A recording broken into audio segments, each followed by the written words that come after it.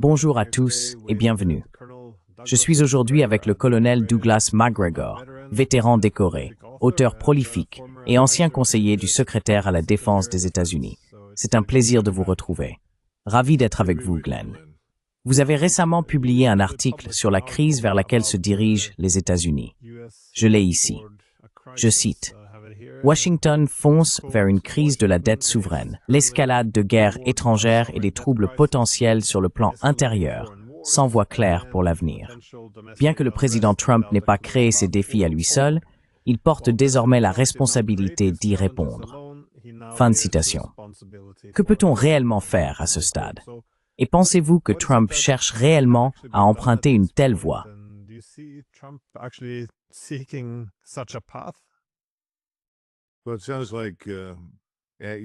Eh bien, on dirait que vous demandez à Louis XVI en 1788 ce qu'il est possible de faire. Nous venons de mener cette guerre au nom des jeunes États-Unis d'Amérique, ce qui a coûté très cher au Trésor, qui était déjà pratiquement en faillite. Maintenant, la France est vraiment en faillite. Et toutes les tentatives de la seule voie raisonnable, Necker, pour parvenir à un arrangement avec un budget sensé, ont échoué. Et il y a une population mécontente qui vit dans ce qui est sans doute le pays le plus riche du monde à l'époque, la France, avec le niveau de vie le plus élevé, et pourtant, ils sont misérables. Voilà donc la question à ce stade. Nous sommes ruinés.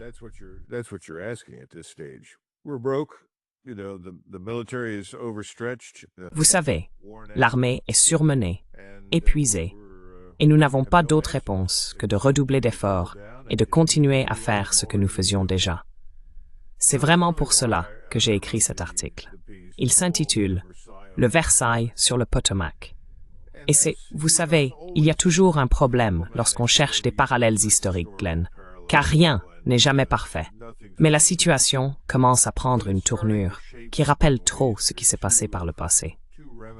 Bien sûr, le problème auquel nous sommes confrontés, en plus de tout cela, c'est que nous sommes désormais une population balkanisée, bâtarde, bolchevisée.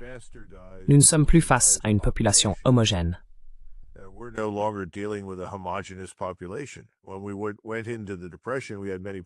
Lorsque nous sommes entrés dans la Grande Dépression, nous avions de nombreux problèmes, mais la population était en grande partie homogène. Nous avons pu nous rassembler. Nous avons pu nous unir pendant la Seconde Guerre mondiale. Cette homogénéité a persisté jusque dans les années 60, puis a commencé à décliner, et aujourd'hui, elle a presque complètement disparu.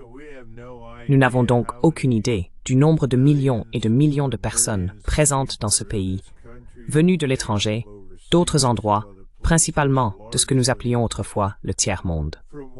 Et toute personne qui soulève ce sujet et dit que c'est dangereux et problématique se fait traiter de raciste, de sectaire.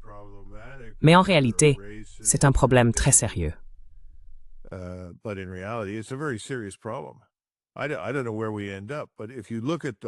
Je ne sais pas où cela va nous mener, mais si l'on regarde l'ensemble des questions actuelles, il faut conclure, au vu des performances du président Trump et du Congrès, qu'il ressemble beaucoup à la monarchie royale de 1789.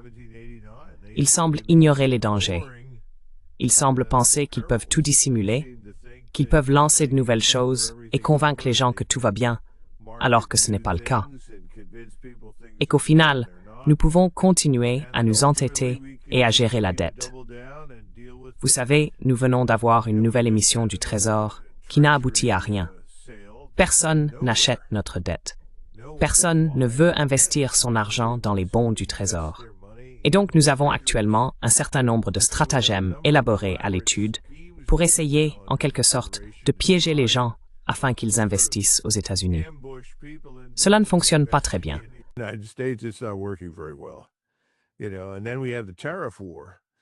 Et puis il y a la guerre des tarifs. Et je continue de demander, en quoi cette guerre des tarifs que nous avons déclenchée dans le monde va-t-elle rapatrier ou ramener une base manufacturière aux États-Unis? Est-ce que cela nous aide de manière substantielle? Et franchement, le seul marché qui nous préoccupe le plus, avec lequel nous avons le plus de difficultés, parce que c'est là que se trouve notre plus grand déficit commercial, c'est la Chine. Et nous n'y faisons aucun progrès, et il est peu probable que cela change. Ensuite, nous regardons l'accord commercial récent entre l'UE et les États-Unis, et il ressemble à un accord entre une puissance impériale et ses colonies. Bien sûr, il y a là une considération cachée dont nous devons parler, à savoir que je pense, sous la table, nous avons promis de rester engagés en Ukraine et de continuer à maintenir cette posture hostile.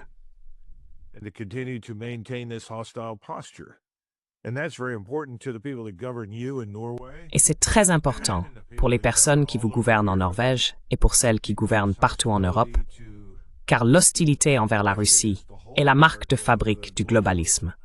Si vous admettez que la Russie n'a aucun intérêt à envahir l'Europe, si vous admettez que la Russie ne représente aucune menace imminente pour l'Europe, alors soudainement, quelle est la justification de votre position au gouvernement? Vous êtes le globaliste qui ne cesse de répéter à tout le monde que la guerre est imminente. C'est donc un énorme gâchis. Trump ne l'a peut-être pas créé, mais maintenant, il en est entièrement responsable, de A à Z. Et je ne vois aucune preuve d'une nouvelle réflexion, d'une voie divergente ou d'une volonté de parvenir à un quelconque accord diplomatique avec qui que ce soit sur quoi que ce soit. Cela inclut le Moyen-Orient avec l'Iran.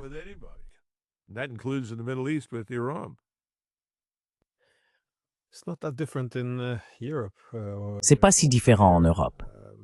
Il y a aussi une énorme crise de la dette souveraine ici. Mais les politiciens disent, eh bien, la bourse se porte bien. Il y a un déclin socio-économique. Pourtant, les politiciens essaient de rassurer tout le monde en affirmant que nous n'avons jamais été aussi diversifiés et justes. Et bien sûr, il y a des guerres sans fin. Maintenant, on passe de la cible de petits États à la confrontation avec la Russie, l'Iran et potentiellement la Chine. On nous dit que ça protège la liberté. Il y a donc cette crise de légitimité, comme on le voit avec Macron, Starmer, Merz, partout en Europe, où la légitimité décline rapidement et ils ne savent pas vraiment comment y répondre.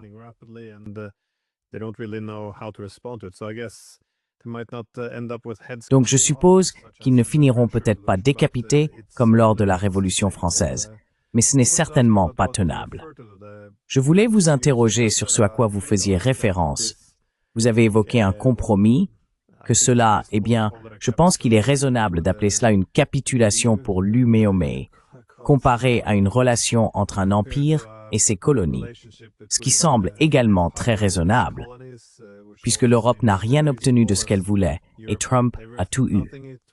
Considérez-vous cela comme un compromis permettant d'acheter la présence de Trump en Europe? Mais si c'est le cas, est-ce un peu comme l'accord sur les ressources de l'Ukraine? Une fois l'accord conclu, l'Europe n'est plus nécessaire. Ou comment l'interprétez-vous?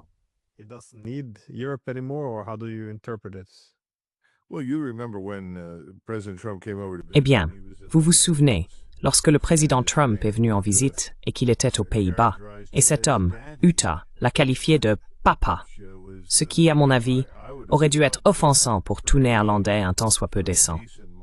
Mais apparemment, cela semble s'être répandu. Ainsi, von der Leyen semble également le considérer comme « papa ». Et ils ont tous dit « Eh bien, papa, nous allons jouer dans ton bac à sable et faire ce que tu nous dis de faire. Mais tu dois faire quelque chose pour nous. Et tu dois rester engagé dans cette guerre perpétuelle contre la Russie, car c'est vital pour notre survie. Vous savez, la cause mondialiste est en danger.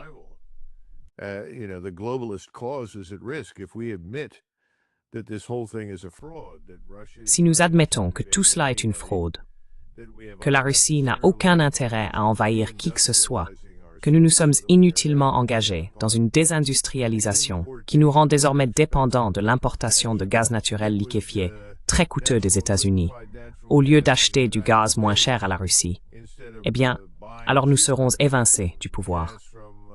Je pense qu'ils finiront de toute façon par être évincés. La question est de savoir quand et dans quelles circonstances. Et encore une fois, il y a aussi cette immense population venue d'Inde, du Pakistan, du Moyen-Orient, d'Afrique. Ces personnes ne sont pas venues en Europe pour devenir européens, et il est absurde de le suggérer. Ils construisent leurs mosquées et leurs temples. Ils s'attendent à prendre le contrôle et à diriger l'Europe dès qu'ils seront assez nombreux.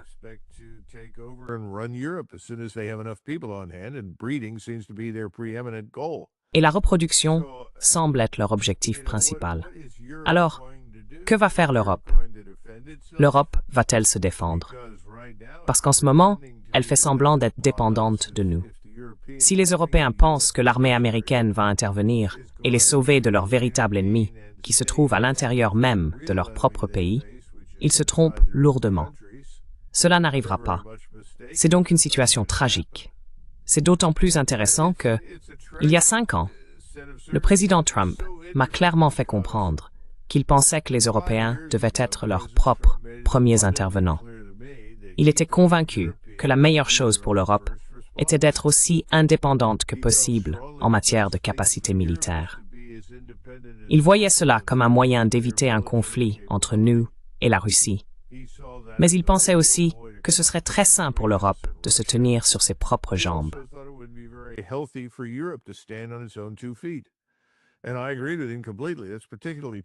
Et j'étais entièrement d'accord avec lui.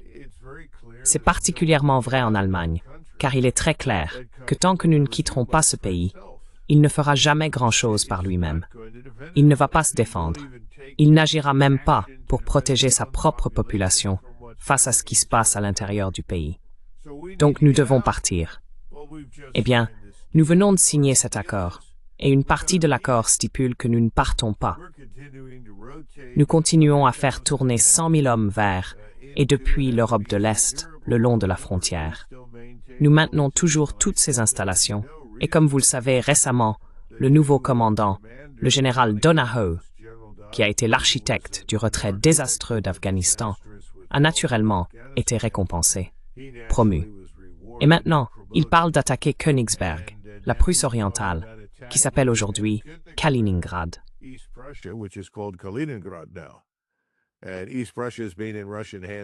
Et la Prusse orientale est entre les mains des Russes depuis la fin de la Seconde Guerre mondiale. Et je pense qu'il serait très grave, à ce stade, de provoquer les Russes à propos de cet endroit. Mais il en parle, disant que, vous savez, nous pourrions l'envahir et la contrôler en 24, 48, 72 heures. Les Russes ne pourraient rien faire. Et en même temps, nous avons le président Trump qui dit « Eh bien, j'ai encore changé d'avis. Fini la guerre de 50 jours, la date butoir. Maintenant, c'est passé à 10 ou 12. Cela ne fait aucune différence parce que nous savons ce qui va se passer. Et vous savez, c'est très triste, mais ils vont devoir payer un prix terrible. Et cela va arriver. Et vous savez, il y a ces implications dans diverses conversations.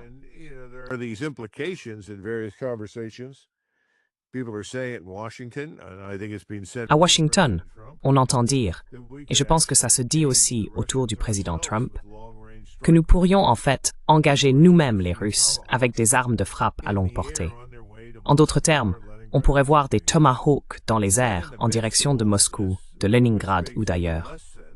Et puis, au milieu de tout cela, ce qui a encore moins de sens, nous voyons de nouvelles armes nucléaires arriver en Grande-Bretagne.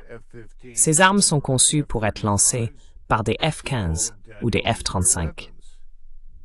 Nous les appelons des armes nucléaires tactiques, parfaitement adaptées pour attaquer des cibles au-delà du littoral baltique dans le nord de la Russie, ou potentiellement via l'Ukraine. Et nous avons annoncé cela, et nous en parlons.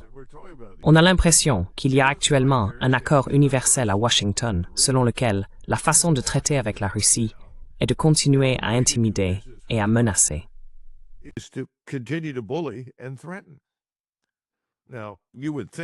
Maintenant, vous pourriez penser, ceci combien d'années cette guerre dure-t-elle déjà? Cela se poursuit depuis février 2022.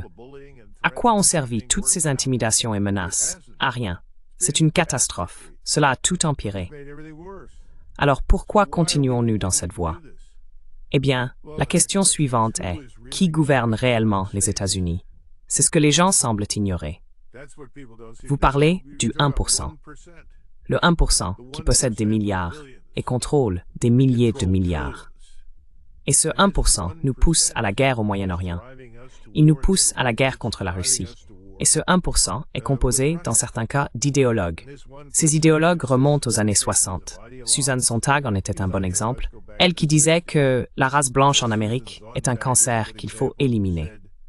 Ensuite, il y a George Soros, qui affirme que le monde, et surtout l'Europe, ira mieux lorsqu'il sera submergé d'Africains et d'Arabes.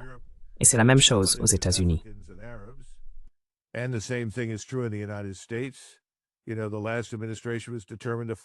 Vous savez, la dernière administration était déterminée à nous inonder de millions de personnes venant d'Amérique latine, des Caraïbes, d'Afrique, du Moyen-Orient, d'Inde. Et cela continue. Et Trump semble tout simplement avoir ignoré cela. Il a même évoqué en privé une forme d'amnistie limitée pour certains des clandestins. Eh bien, toutes ces choses sont l'antithèse de ce pourquoi les gens sont allés voter pour lui. Il a été élu essentiellement sur une plateforme de paix. Se désengager de l'Ukraine, arrêter la guerre, insister sur la stabilité au Moyen-Orient. Les gens croyaient vraiment qu'il ferait cela et espéraient qu'il mettrait fin à la tuerie de masse à Gaza et en Cisjordanie.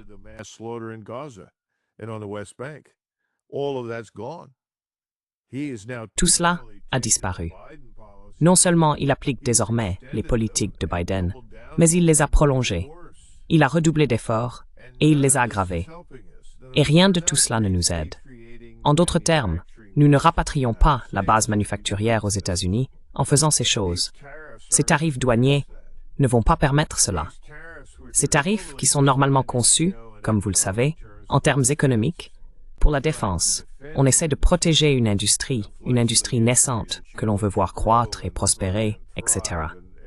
C'est ce que nous avons fait à la fin du 19e siècle, et cela avait beaucoup de sens. Ces mesures sont conçues pour attaquer et intimider.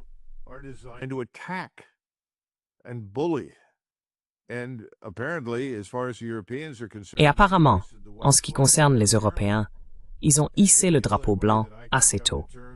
Et la seule façon pour moi de comprendre cela, c'est « D'accord, on va jouer le jeu avec vous, mais vous devez continuer cette guerre en Ukraine pour nous. » Je pense qu'il a accepté cela.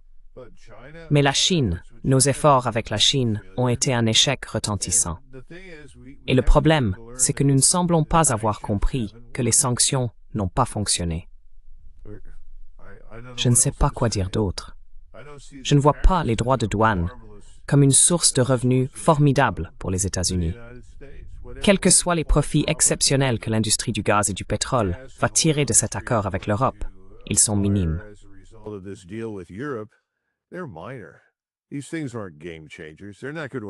Ces mesures ne sont pas des bouleversements. Elles n'auront aucun impact sur notre dette souveraine nationale de 37 000 milliards de dollars.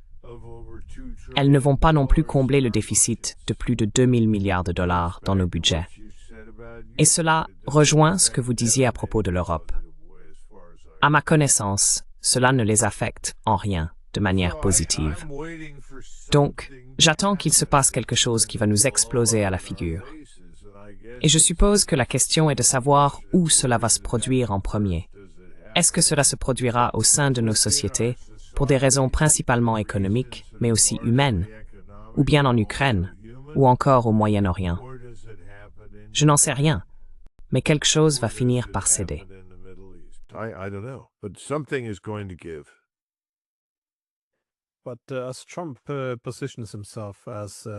Mais alors que Trump se présente comme le Biden 2.0, il semble parier que le statu quo restera inchangé, c'est-à-dire que la guerre continuera comme elle l'a été ces 3 dernières années. Or, même ces 3 dernières années n'ont pas été identiques. La situation a beaucoup évolué. Mais la guerre semble, je veux dire, elle a toujours un peu changé, mais elle semble prendre une forme très différente aujourd'hui, alors que l'Ukraine manque de soldats et d'armes. On voit ces énormes chaudrons se former. Les Russes ne se contentent pas de constituer une grande force à l'arrière. Ils disposent aussi de nombreuses réserves. Que se passe-t-il si non seulement les Européens, mais aussi Trump, s'approprient cette guerre et qu'on assiste désormais à un début d'effondrement? Tous ces grands accords échouent. Toutes ces menaces laissent les Russes indifférents, qui continue d'avancer, et Trump se retrouve embarrassé. Penses-tu, vois-tu désormais une possibilité réelle d'une guerre directe entre l'OTAN et la Russie.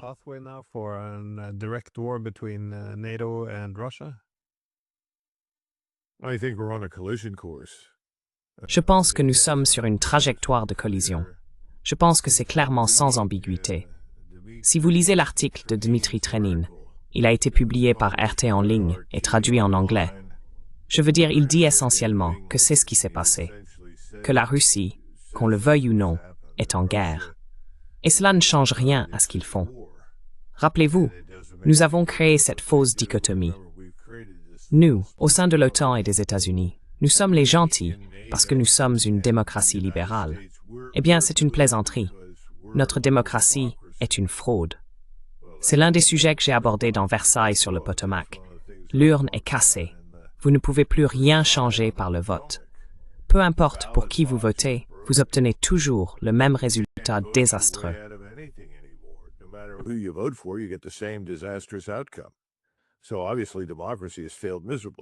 Donc, de toute évidence, la démocratie a lamentablement échoué. Et puis, si vous êtes un autoritaire, vous êtes mauvais parce que tous les démocrates libéraux sont bons. Eh bien, c'est absurde. Parce que si vous regardez l'autoritarisme, du moins en Russie, et je dirais dans plusieurs autres endroits, ces sociétés sont très solides. La société russe est cohésive. La Russie est un succès. Poutine n'est pas en danger d'être renversé. Ce n'est pas ce dictateur faible qui vit dans un état de paranoïa permanente. Tout cela est absurde. Donc ce à quoi cela se résume, si vous êtes russe, c'est ceci. Et les Américains ne comprennent pas cela. Vous ne pouvez pas parvenir à un règlement négocié avec les États-Unis, l'Ukraine, sa marionnette et l'OTAN, à moins de comprendre trois choses.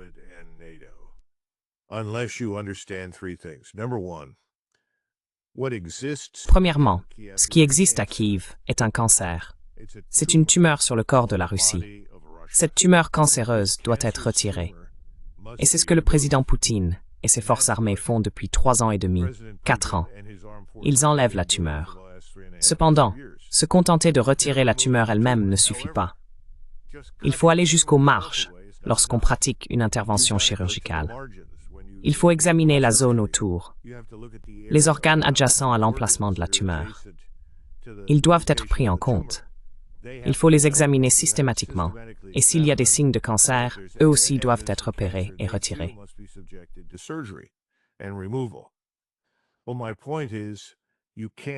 Eh bien, ce que je veux dire, c'est que on ne peut pas obtenir cela dans un accord avec les États-Unis qui aboutirait à la mise en place d'une marionnette américano-britannique à la tête de Kiev, même s'il ne s'agit qu'un État ukrainien réduit. Ce n'est pas possible. Deuxièmement, on ne peut pas avoir un État où la CIA, le MI6 et le Mossad contrôlent effectivement tout, ce qui est le cas aujourd'hui en Ukraine. Cela signifie que le président Poutine fait face à la tâche peu enviable de traverser le Dniepr, d'entrer à Kiev, puis éventuellement de descendre jusqu'à Odessa. Et je pense que c'est ce qu'il se prépare à faire. Mais avant d'y aller, ils vont anéantir systématiquement tout ce qui reste de la puissance militaire ukrainienne à l'est du Dniepr.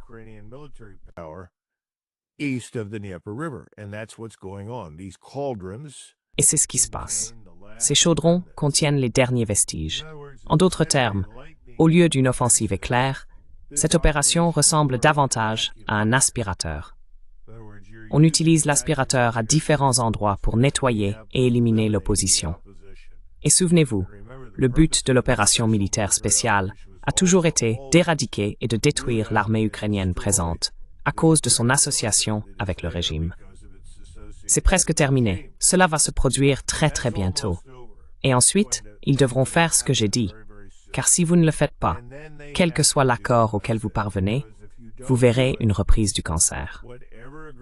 Même si la tumeur disparaît, dans quelques mois, dans quelques années, le cancer reviendra parce que vous n'aurez pas fait une chirurgie complète.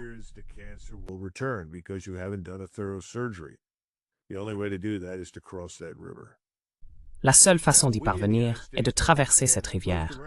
Or nous, aux États-Unis, ne comprenons pas cela.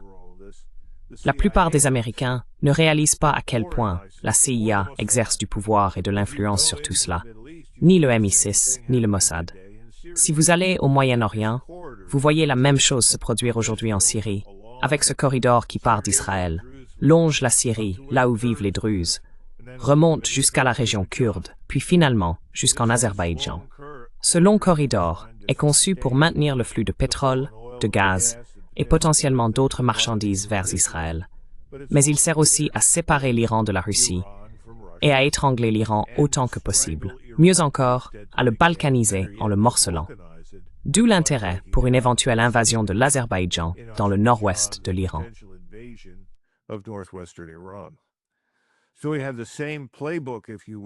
Nous avons donc le même scénario, si vous voulez, que celui qui a lamentablement échoué contre la Russie en Ukraine, qui est maintenant mis en œuvre. Cette situation comporte de nombreuses variables, bien plus complexes que ce qu'ils ont tenté en Ukraine, car on a affaire au reste de l'État islamique qui constitue désormais un nouveau régime djihadiste syrien. Il y a toujours les Alaouites, retranchés dans un coin, qui sont aidés et soutenus par les Russes pour survivre. Et puis, il y a les Israéliens qui continuent de s'étendre. Ils veulent contrôler le bassin versant issu du mont Hermon. Ils veulent contrôler le sud du Liban. Et puis, à l'horizon, il y a la Turquie, qui traverse de graves difficultés économiques. Nous le savons tous.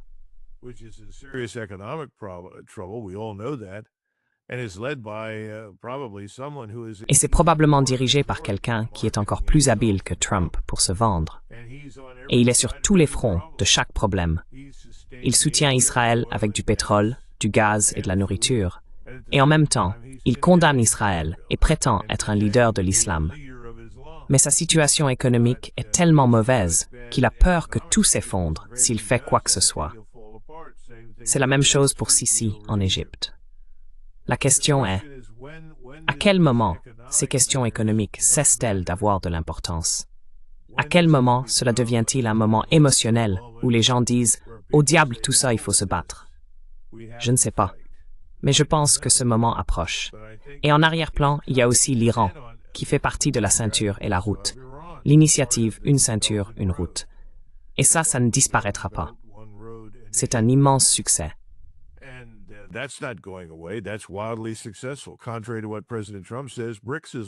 Contrairement à ce que dit le président Trump, les BRICS connaissent un immense succès. De plus en plus de pays veulent les rejoindre parce qu'ils souhaitent échapper à la bombe de la dette. La bombe de la dette, c'est ce qu'ils ont subi de notre part. C'est le but du FMI, de la Banque mondiale, du système SWIFT. Tout est conçu pour transférer notre dette sur eux. Et en matière de dette, on parle de pièges de la dette. Notre activité consiste à créer des pièges de la dette partout où nous allons. Le dollar est presque devenu un virus.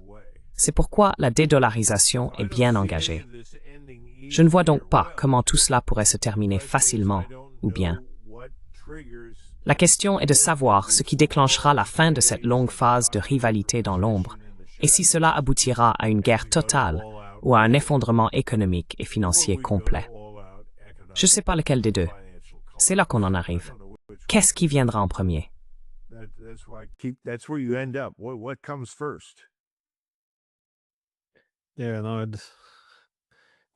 Eh bien, voyez-vous une voie réaliste vers un règlement négocié?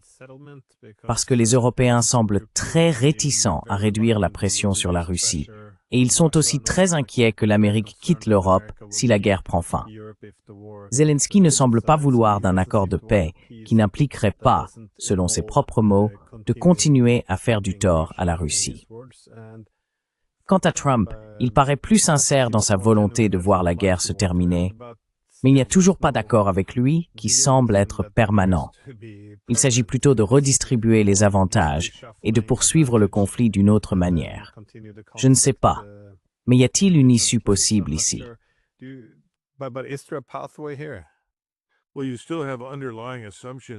Eh bien, il y a toujours des présupposés sous-jacents du côté occidental qui sont faux.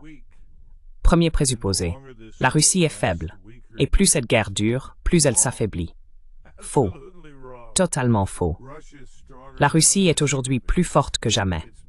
Sa puissance militaire est supérieure à ce qu'elle était, du moins depuis le début des années 1980. Donc, la Russie ne souffre pas du tout comme nous aimerions le croire. Et Poutine, encore une fois, n'est pas ce dictateur inefficace, vivant dans un état de paranoïa. mais ce sont les choses que l'on entend dans les médias traditionnels. Vous savez, c'est pour cela que si nous continuons juste un peu plus longtemps, si nous continuons à faire pression, la Russie va s'effondrer, la Russie va s'écrouler. Non, ce ne sera pas le cas. En revanche, nous avons toutes les chances de nous effondrer pour toute une série de raisons que j'ai évoquées ici.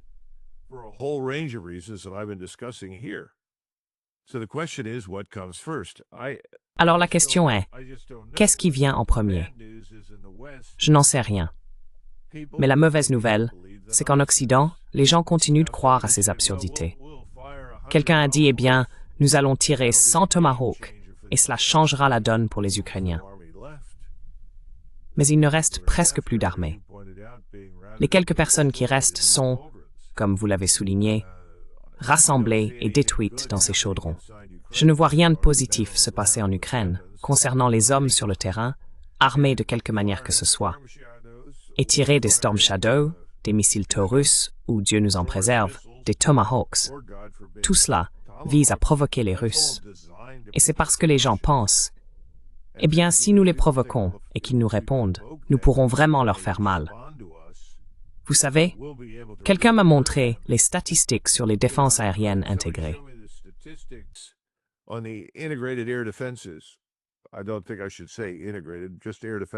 Je ne pense pas que je doive dire intégrées.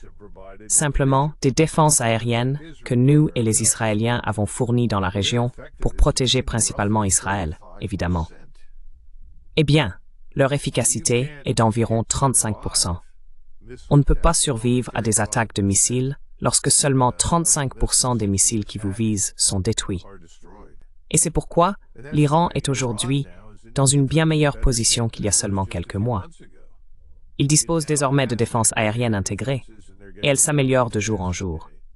Et nous savons que les Russes en Ukraine, certainement au cours des 4 dernières années, ont atteint un niveau où 47% de tout ce que les Ukrainiens et l'OTAN leur envoient est arrêté, perturbé ou détruit par les Russes.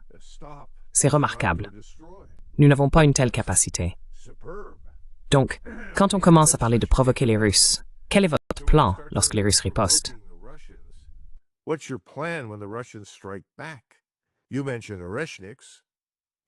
Vous avez mentionné les Rechniks. Vous savez, ce n'est que la partie émergée de l'iceberg. Je veux dire, c'est presque comme si vous montiez sur le ring face à un champion poids lourd. Et ce champion poids lourd est nouveau. Il est jeune, il est vigoureux et puissant.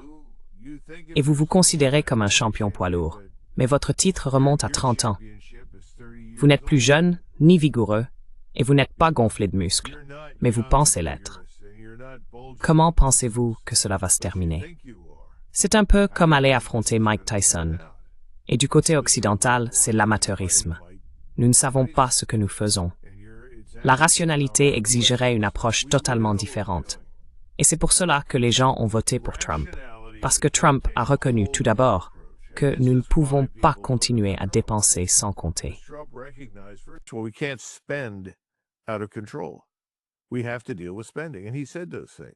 Nous devons nous attaquer aux dépenses. Et il a dit ces choses-là. Maintenant, personne ne veut rien couper. Nous le savons. Mais inévitablement, il faut le faire.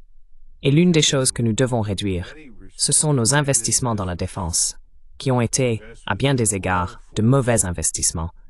Des investissements dans la mauvaise force, une force qui est la mauvaise depuis au moins 35 ans. Et en plus de la mauvaise force, de mauvaises politiques ont produit des troupes moins efficaces, des formations moins efficaces. Nous devons nous attaquer au système de santé. Pour une fraction de ce que nous investissons, les gens en Europe bénéficient d'un système de santé remarquablement bon. Je ne dis pas que c'est parfait, mais il y a toujours des assurances privées et beaucoup de gens investis.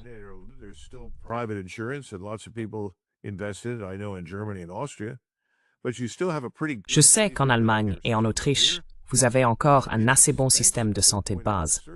Ici, c'est cher à en devenir absurde. Donc il faut qu'on s'en occupe. Medicare, Medicaid, la sécurité sociale, on ne peut pas dépenser indéfiniment. Et puis, selon à qui vous demandez, il y aurait au moins 50 millions de sans-papiers et ils bénéficient de soins de santé gratuits. Quel est ce problème? Qui a eu cette idée? Tout le monde débarque, n'a rien fait, n'a rien payé, et soudain, ils obtiennent tout gratuitement. Et l'Américain moyen qui a cotisé à ces systèmes pendant des années, qu'en est-il? Les gens commencent à comprendre qu'ils se sont fait avoir.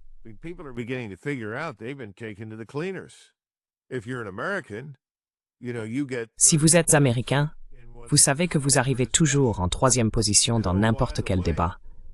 Et au fait, qu'est-il advenu de la militarisation de la frontière pour vraiment contrôler la drogue et la traite des êtres humains? Parce que cela continue. Certes, l'image est meilleure, on ne voit plus des dizaines de milliers de personnes traversées, mais malheureusement pour nous, dans la plupart des points d'entrée officiels, il y a une corruption énorme. Et les cartels de la drogue disposent de milliards de dollars en liquide pour soudoyer les gens. Ainsi, le trafic de drogue et la traite des êtres humains continuent de se diriger vers le nord, tandis que des camions entiers de liquidités partent vers le sud.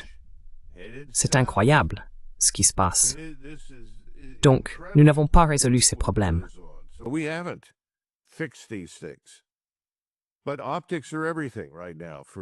Mais l'apparence compte plus que tout en ce moment pour les politiciens.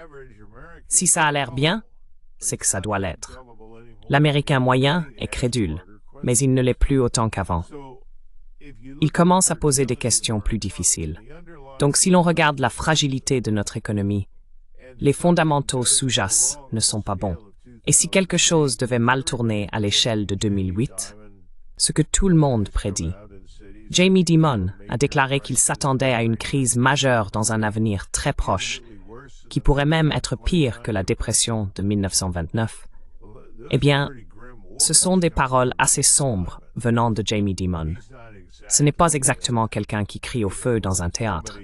S'il dit ces choses-là, tout le monde devrait être très très inquiet.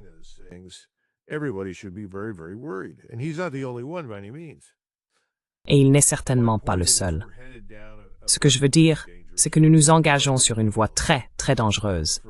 Mais comme pour tout le reste, pour beaucoup de gens, tant que cela n'arrive pas, personne n'y croit.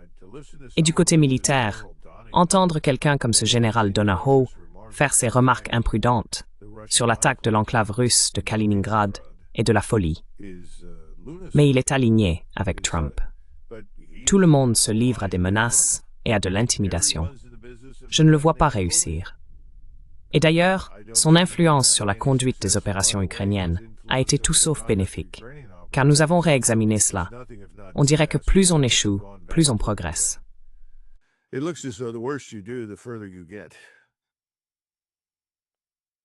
J'étais à Kaliningrad l'année dernière, et c'est une région exposée. Mais comme pour toute planification de guerre et toute fanfaronnade, personne ne semble penser au lendemain.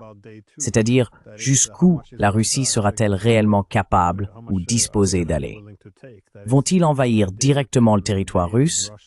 Autrement dit, les Allemands, les Anglais, les Lettons et les Russes vont-ils rester là pendant que des millions de leurs citoyens se retrouvent sous occupation de l'OTAN et ils vont simplement accepter cela sans broncher? C'est au-delà de l'absurde.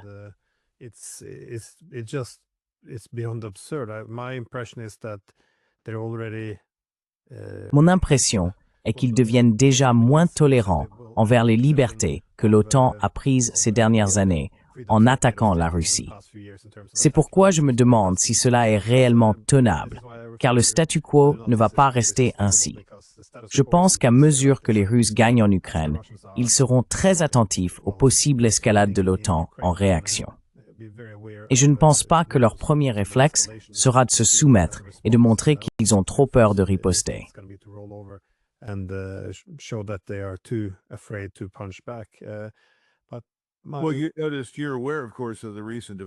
Eh bien, vous avez remarqué, vous êtes bien sûr au courant des développements récents concernant la Biélorussie et Loukachenko, à savoir qu'il est désormais possible d'être en Biélorussie et de se présenter à une élection en Russie. En d'autres termes, la Biélorussie et la Russie sont de plus en plus étroitement intégrées. Et bien sûr, en échange, Loukachenko a reçu beaucoup d'aide financière de la part de la Russie.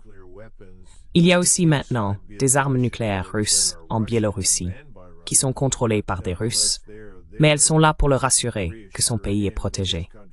Je pense qu'en conséquence, vous allez voir une offensive lancée depuis la Biélorussie vers le sud, en direction de Kiev. Et je pense que ça fera partie de la grande offensive qui entraînera la prise de Kiev.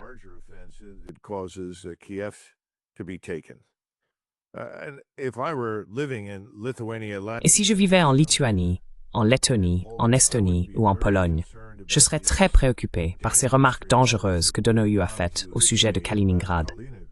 Maintenant, je suis la dernière personne au monde à dire que je suis heureux que les Russes soient à Kaliningrad. Je ne le suis pas. C'était un autre cadeau de FDR à Staline.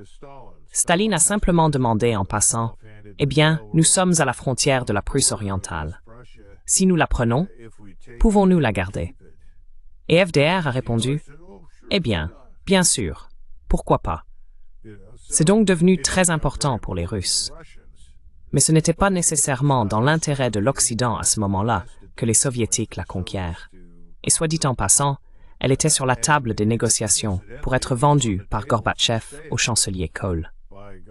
Et le chancelier Kohl a fait valoir qu'ils avaient déjà dépensé tant de milliards de marks pour racheter l'Allemagne de l'Est aux Soviétiques à l'époque, qu'ils ne pouvaient pas se permettre d'acheter la Prusse orientale.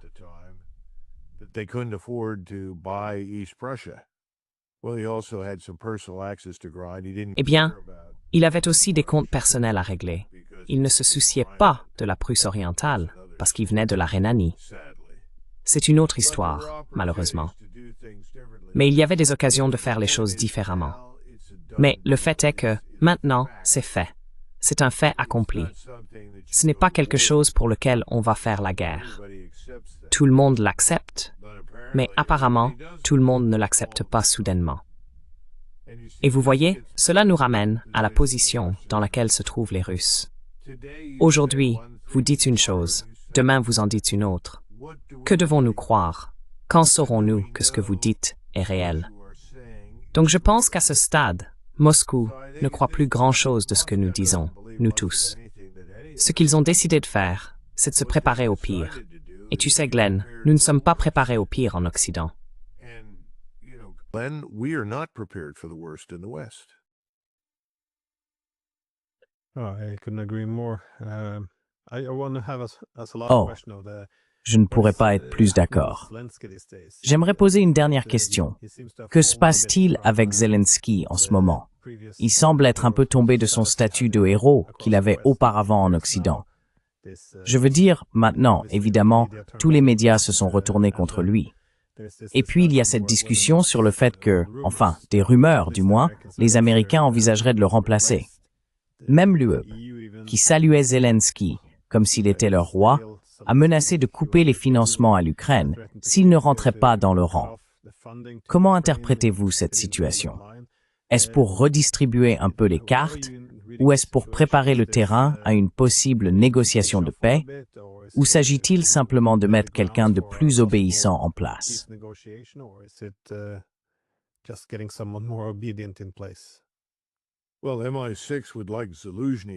Eh bien, le MI6 aimerait que Zaluzhny prenne la relève et remplace Zelensky.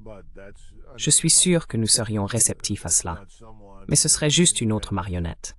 Ce n'est pas quelqu'un d'indépendant. Ce n'est pas quelqu'un qui va gouverner exclusivement dans l'intérêt national des habitants de ce que deviendra à l'avenir l'État résiduel de l'Ukraine. Je ne vois aucune preuve qu'une tentative de remplacer Zelensky par Zaluzhny serait perçue en Russie comme significative. Encore une fois, comme nous l'avons dit plus tôt, le cancer est là. Il faut l'éradiquer et l'éliminer systématiquement du corps politique en Ukraine. Donc, remplacer Zelensky par quelqu'un comme Zelensky ne signifie rien. Mais oui, je pense que des gens à Washington décident qu'il est probablement avantageux d'avoir quelqu'un d'autre que Zelensky là-bas. Qui sait?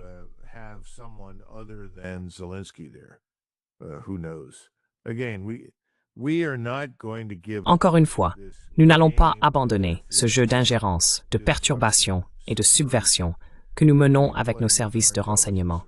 Nous opérons partout dans le monde. Nous avons ces entités, ces façades appelées la National Endowment for Democracy et l'USAID. Tout le monde a applaudi lorsque le président Trump a voulu les fermer. elles sont terribles. Elles sont occupées et dirigées par des personnes qui veulent une révolution perpétuelle. Ce sont des révolutionnaires trotskistes. Elles n'ont rien à voir avec la démocratie libérale. C'est ridicule. Et la CIA, bien sûr, s'en moque complètement.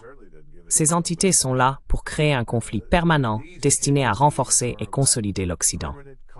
Le problème, Glenn, c'est que cela ne fonctionne pas et que cela n'a jamais fonctionné. Les choses ne s'améliorent pas dans le monde pour nous. Mais je ne pense pas que le président Trump ait la moindre influence là-dessus. But President Trump, I don't think, has any influence over this. I think there are other powerful figures. It's back to the one. Je pense qu'il y a d'autres figures puissantes. On en revient au 1%. Les milliardaires de Wall Street et des banques de la City de Londres. Ça, c'est un groupe. Il y a un autre groupe que j'appelle les milliardaires néoconservateurs, qui sont des partisans convaincus, qui détestent la Russie. Ce sont des défenseurs acharnés d'Israël. Ils veulent la guerre. Et puis il y a un troisième groupe qui a toujours été là, certainement depuis le début des années 60. Ce sont simplement des bolcheviks réchauffés. Mais il y a des gens comme Soros, qui sont multimilliardaires. Et c'est ce qu'ils sont, et c'est ce qu'ils promeuvent.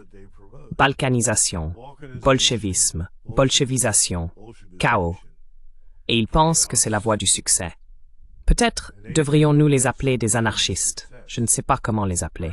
Mais au final, ces gens sont catastrophiques. Et ce sont eux qui dirigent le spectacle à Washington, parce qu'ils ont acheté tout le monde.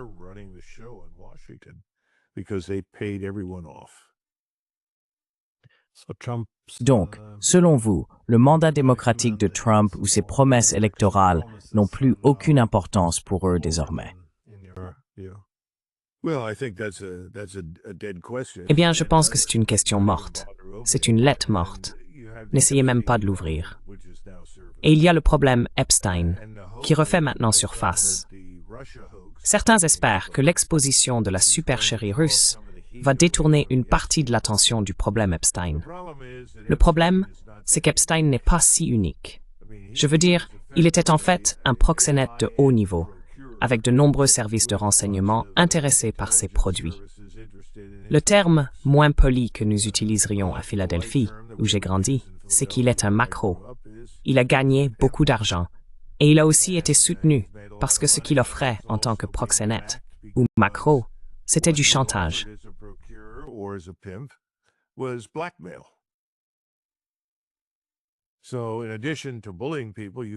Donc, en plus d'intimider les gens, on pouvait aussi les faire chanter.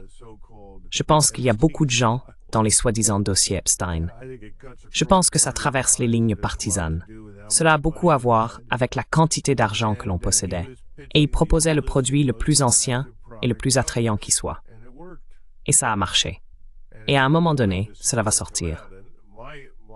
Mon commentaire, c'est qu'à Versailles sur le Potomac, l'un des éléments clés qui ont mené à la Révolution et aux décapitations qui ont suivi, c'était la conclusion du peuple français que ceux qui les gouvernaient ne devaient pas les gouverner, qu'ils n'en étaient pas dignes, qu'ils étaient décadents, dégénérés.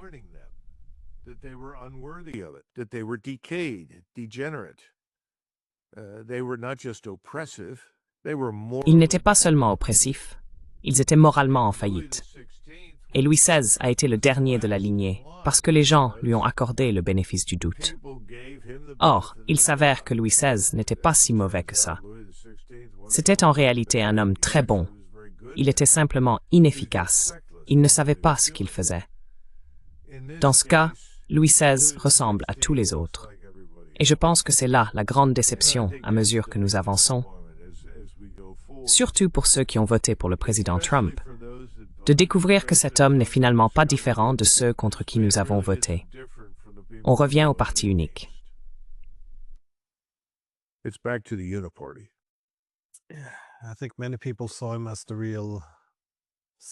Je pense que beaucoup de gens le voyaient comme le véritable sauveur, quelqu'un qui serait enfin capable de rompre avec le statu quo.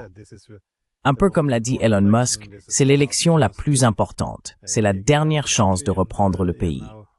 Et maintenant, regardez-le. Non, c'est une grande tragédie. Il semblait avoir identifié presque toutes les erreurs de Washington. Il affirmait pouvoir les traiter et les résoudre. Et maintenant, il a renforcé les politiques qu'il critiquait autrefois. Donc je suis d'accord. Je pense que ça va avoir des conséquences majeures. Mais oui, merci beaucoup pour votre temps et j'aimerais qu'il y ait plus de bonnes nouvelles en ce moment. Merci encore. Très bien, Glenn. Au revoir.